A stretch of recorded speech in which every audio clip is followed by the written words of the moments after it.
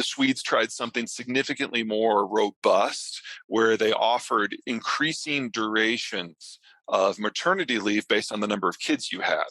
So by the time you get to your third kid, it was like 18 months of maternity leave.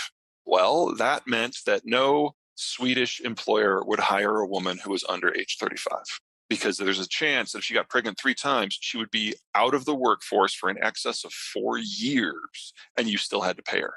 So we got the highest split in unemployment rates in the world. The scale of what you need to do is huge, and we have yet to find kind of the magic numbers. And I think it's too late. Not just because of demographics and aging and that the problem is too big, but we now have so many countries that are moving into mass retirement that the financial system isn't there anymore. You have your maximum financial impact in the last decade before you retire. Incomes are high, your expenses are low, your house is paid for, the children are gone. It's a good time to be an investor. Income stops, your tax payments stop, and your investments that are stocks and bonds get liquidated as you move into safer things. That's now happening in so many places. The governments don't have the income that's necessary to attempt a large-scale pro-natal system.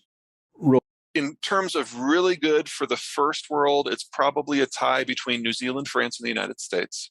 All countries that have a little bit more elbow room than most countries and a tradition of being in larger geographic footprints per family. So there's still room to grow in those 3. In the developing world, Argentina hands down wins that one. One of the perks of Peronism is that it subsidizes a lot of the basic expenses of life. And while this has put Argentina into all kinds of financial trouble, it does mean that their birth rate has been high sustainably for the last century. On the flip side, back in the 1990s and early 2000s, the worst was Japan, because they were the country that urbanized the fastest in the early 1900s, with the Germans just barely behind them. In the last 15 years, both the Russians and the Chinese have screamed past the Japanese and the Germans. The Russians, we don't have nearly as good of data anymore. They stopped collecting demographic data about 10 years ago and just started making things up. So on paper, they have a lot of children that are probably not existing. China is by far in the worst position. We now know from Chinese data that the Chinese population probably peaked back in 2003, and that they overcounted their population in excess of 100 million people. You combine that with the one-child policy, and China is facing down demographic collapse in this decade. And by that, I mean an incapacity to play their role in manufacturing or have a modern state. We're in the final years of the Chinese state's existence. Well, there's not a lot of people left in China to listen. Chairman Xi has now instituted a cult of personality that is far tighter than anything we have anywhere else in the world, and it's tighter than any cult of personality in Chinese history, including Mao. There is now a buffer between him and any information. He doesn't even have advisors that give him constant updates anymore, because he's literally shot the messenger so many times that nobody wants to provide him with information. Not information that might upset him, information at all. I think the best example of that was just before the Olympics, when Putin was in China. Xi met with him. It was the first world leader that Xi had met with in over 2 years. And Putin lied to his face about what was about to happen in Ukraine. And his staff didn't dare challenge Putin's words. And so Xi was apparently completely flabbergasted when the war started. And the Chinese now know that everything that they thought was true about the world is wrong. The Russians aren't as tough as they were. Their weapons don't work as well. The West is willing to stand up for countries that get invaded. Not just countries, companies, boycotts. That's something they never even thought was possible. The idea that a shareholder or a consumer could pressure a company to change their global position. They now know that taking Taiwan would be harder. They know that Taiwan would have more support. If the sanctions that were put on the Russians were put on the Chinese, that would destroy the country, because Russia, despite all its faults, is an energy and food exporter. China's a massive importer of all of that stuff. So it would de-civilize within a year. So everything that she thought was true, everything that the Chinese have been preparing for the last 40 years, they've been doing it wrong. And since Xi no longer has a group of smart people that he can put into a back room with some pizza and bourbon to come up with a plan B, all Xi can do is slam his head into the wall over and over and over until something cracks. And so we're seeing failure points across the entire Chinese system now. Even if Chairman Xi was to duct tape himself to a lawn chair and jump in the pool, I don't think this could be fixed, or at least not in the amount of time that China has left. Xi has been so successful with his purges that he's removed all potential leadership and intelligence capability within 2 generations of the Chinese system. And the next generation down, people aged 30 and under, have been gutted by the one-child policy. So it's a tiny group in relative terms.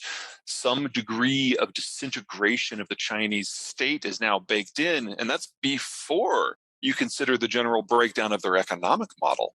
The Chinese system is based on over-financing in order to shove capital into the coffers of every individual company so that they can employ people even if there's nothing for them to do. It gives people jobs so they don't rebel. But even that is dependent upon an export strategy that no longer works. China imports the vast majority of its energy or the inputs for its food system or the inputs for its manufacturing system, and then is dependent upon the sales of those manufacturers the world over. The only way China can play in that game is if the US Navy encourages it, which we have been doing since 1980. All the United States has to do if the goal is to crush the Chinese is to go home. And even if the US continues to play, the demographic situation combined with the cult of personality is more than enough to drive the system into the ground. I don't think so. Their problem is simultaneously investment in labor and imports and exports.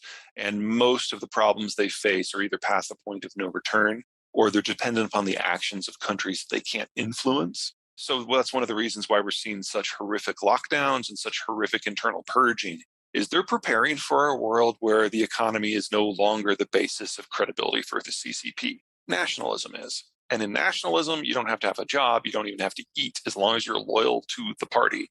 Will it work? For a while. But ultimately, when you see a breakdown on the scale that we're facing here, this is a national collapse issue, not a recession issue. Well, with the Russians and the Ukraine war, we're obviously seeing that with energy markets right now. We're only down by about 1 million barrels per day with the Russians, but it's probably going to increase to a 5 million barrel per day deficit. And since most of the Russian crude is produced in permafrost, once you shut down those wells, you really can't reopen them. They get damaged when they freeze and thaw. So that's gone forever. There's a problem on the production side that most of Russian output in the last 15 years has been courtesy of the investment and the work done by the services firms like Baker Hughes or Schlumberger or Halliburton. So that's definitely a problem, especially the further east you move in the country. On the Western side, the pipelines are either ending in countries that are weaning themselves off, or they're emptying into a war zone where ships can't load because they can't get insurance. So pressure is building up through the pipes all the way back to the wellhead. It's gotten bad enough to the point that Russian refineries are starting to shut down because they can't sell their product anywhere because they can't get it out of the country. So whether it's external demand or internal demand, both are failing at the same time, and that's going to result in massive shut-ins. That's just one sector. The COVID lockdowns that are happening in China are happening because the Chinese vaccine really doesn't work versus Omicron at all. So you've got a population that has not been exposed to the virus, so there's no natural immunity. And if the vaccine doesn't work, you're talking about massive death rates should they remain open. So that's lockdowns. Shanghai shut down on April 1. The soonest they're talking about maybe reopening is June 1. That's 2 months that the world's largest transshipment hub and largest manufacturing zone has been offline. And we're now even seeing countries that have doubled, tripled, and quadrupled down on China despite the writing on the wall that we've been seeing for moral reasons and genocide reasons and trade reasons and logistics reasons for the last 5 years. They are finally now starting to move.